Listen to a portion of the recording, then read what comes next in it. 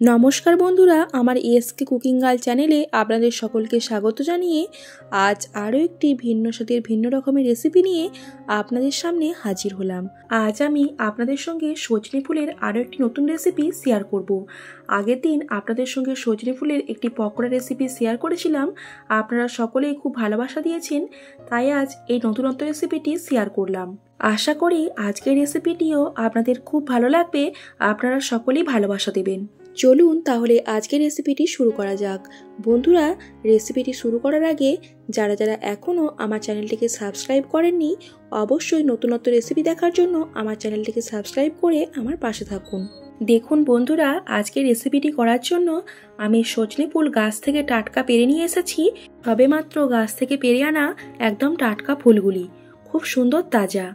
এর মধ্যেই ফুটন্ত ফুলগুলি আমি বেছে আলাদা করে নিচ্ছি।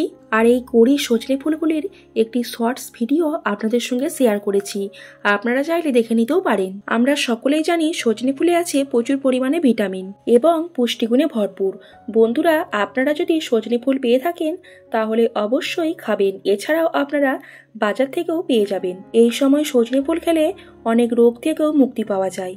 দেখুন, সজনে ফুলগুলি ভালো করে বেছে নিয়ে এরপর একটি পরিষ্কার পাত্রের মধ্যে পরিষ্কার জল নিয়ে তার মধ্যে ফুলগুলি আলতো হাতে হালকা করে ধুয়ে নিচ্ছি। হাতের মধ্যে মুঠো করে বা চাপ দিয়ে ফুলগুলি ধোবো না, তাহলে কিন্তু ফুলগুলি নেতিয়ে পড়বে। একদম আলতো হাতে হালকা করে ফুলগুলি ধুয়ে নিয়ে একটি পাত্রের মধ্যে তুলে নিলাম। দেখুন, ফুলগুলি খুব সুন্দর করে ধুয়ে নিয়েছি। একদম পরিষ্কার করে ফুলগুলি দেখতে খুব সুন্দর তাজা লাগছে।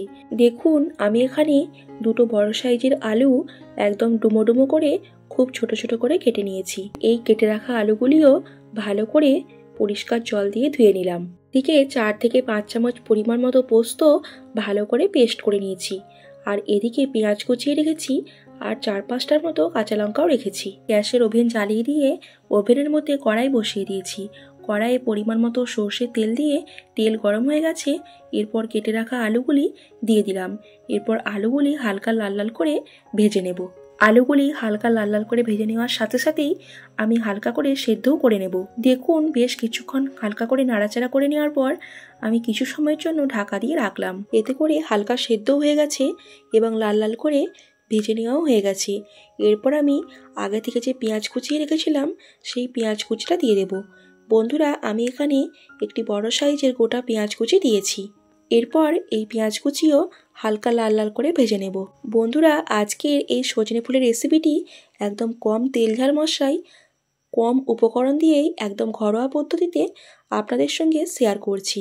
দেখুন, এরপর দুটো কাঁচা লঙ্কা দিয়ে দিলাম। আমি এতক্ষণ পর্যন্ত লবণ ব্যবহার করিনি, আমি এরপর স্বাদ মতো লবণ দিয়ে দিলাম।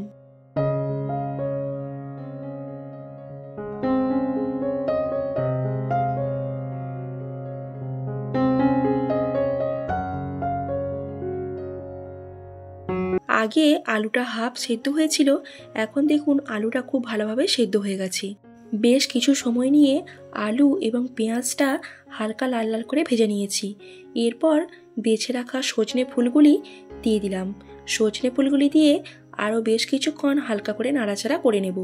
বন্ধুরা, আজ আমি আপনাদের সঙ্গে একদম ইউনিকভাবে খুব কম খরচায় কম উপকরণ দিয়ে সজনে ফুলের পোস্ত রেসিপি শেয়ার করছি। আপনারা হয়তো সজনে ফুলের অনেক রকম রেসিপি খেয়েছেন, তবে আজকের রেসিপিটি আপনাদের কাছে হয়তো একটি নতুনত্ব রেসিপি। দেখুন, সজনে ফুলগুলি দিয়ে বেশ কিছুক্ষণের জন্য ঢাকা দিয়ে রেখেছিলাম।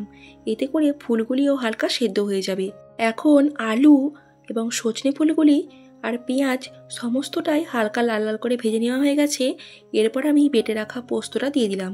পোস্ত বাটা দেওয়ার পর আমি এখানে পোস্তটা যেই পাত্রের মধ্যে রেখেছিলাম সেই পাত্রটি ধুয়ে একদম সামান্য পরিমাণ জল দিলাম। প্রায় 1 কাপ পরিমাণ মতো জল দিয়েছি। বেশি পরিমাণ জল দিলে চলবে না, খুব সামান্য পরিমাণ জলই দিতে হবে। বেশি পরিমাণ জল ব্যবহার করলে একদম জলজলে ভাব থাকবে, খেতে কিন্তু একদমই ভালো লাগবে না। ঝরঝরে ভাব থাকবে, সেটাই খেতে বেশি ভালো লাগবে। দেখুন, অল্প সময় নাড়াচাড়া করে নিয়ে এরপর নামিয়ে নেব। তার জন্য নামানোর আগে আমি এখানে 1 চামচ পরিমাণ মতো কাঁচা সর্ষের তেল ওপর থেকে ছড়িয়ে দিলাম। এরপর হালকা করে নাড়াচাড়া করে নিয়ে একটি পাত্রের মধ্যে নামিয়ে নেব পরিবেশন করার জন্য।